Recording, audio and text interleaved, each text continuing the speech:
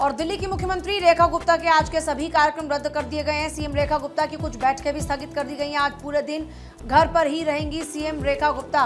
CM Rekha Gupta को doctor ने आराम करने की सलाह दी है। सीएम रेखा गुप्ता के ऊपर कल हमला हुआ था और उसके बाद आज डॉक्टर ने उनको आराम करने की सलाह दी है। सीएम रेखा गुप्ता के आज सभी कार्यक्रमों को स्थगित कर दिया गया। जो उनकी बैठकें थी उनको स्थगित किया गया है। आज जितने भी कार्यक्रम सीएम रेखा गुप्ता के थे उन सभी कार्यक्रमों को रद्द किया गया। साथ ही साथ डॉक्टर्स ने उनको रेस्ट करने की सलाह दी है। तो आज पूरे दिन सीएम रेखा गुप्ता घर पर ही रहेंगी। सीएम रेखा गुप्ता को डॉक्टर ने आराम करने की सलाह दी है। सीएम रेखा गुप्ता के आज के सभी कार्यक्रमों को रद्द कर दिया गया है। तो बुधवार की ये घटना जिसके बाद लगातार जांच पड़ताल की जा रही है। आरोपी जो कि रिमांड पर भी लिया जा चुका है। आरोपी पर पहले से दर्ज है 9 मामले, जेल भी जा चुका है आरोपी। और देखिए इस पूरे मामले के सामने आने के बाद सुरक्षा व्यवस्था पर भी सवाल उठ रहा है। हालांकि बीते दिन रेखा गुप्ता का ये स्टेटमेंट भी था कि घटना के बाद मुख्यमंत्री आवास के बाहर सुरक्षा व्यवस्था बढ़ाई भी गई है और उन्हें पहले से ही Z कैटेगरी की सुरक्षा मिली हुई है।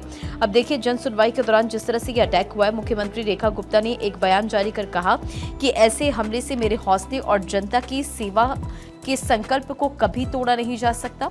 उन्होंने कहा कि हमला केवल मेरे ऊपर नहीं बल्कि दिल्ली की सेवा और जनता की भलाई के हमारे संकल्प पर एक कायराना प्रयास है। तो इन तमाम बातों का जिक्र रेखा गुप्ता की तरफ से किया गया। और वहीं इस पूरे मामले में अपडेट ये भी है, सीएम रेखा गुप्ता पर हमले की कोशिश का ये मामला है। इसमें आरोपी के मोबाइल की फॉरेंसिक जांच होगी। जांच में अब तक हालांकि कोई ऐसा संदिग्ध नहीं मिला है। सीन रिक्रिएट भी पुलिस कर सकती है क्योंकि बेहद गंभीर मसला हो जाता है। इसको लेकर जांच पड़ताल फिलहाल चल रही है।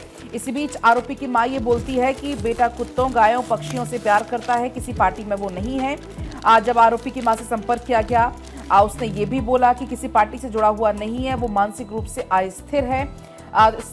जब ये पूरा मामला सामने आया सुबह के दौरान लगभग 8:15 बजे का मामला है, करीब कल का हम जिक्र कर रहे हैं। इस हमले में चोटिल हुई सीएम रेखा गुप्ता को अस्पताल ले जाया गया और इसके बाद जो हमलावर था उसको भी गिरफ्तार कर लिया था तत्काल ही और हत्या के प्रयास का केस भी दर्ज करके फिलहाल जांच चल रही है। और अब जानकारी है कि फोन की भी फॉरेंसिक जांच की जाएगी।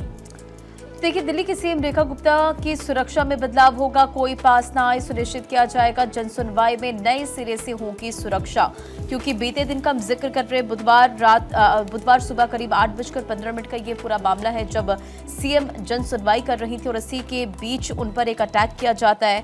अब सीएम को Z+ सुरक्षा, हालांकि सीएम रेखा गुप्ता की सुरक्षा में इजाफा भी किया गया है।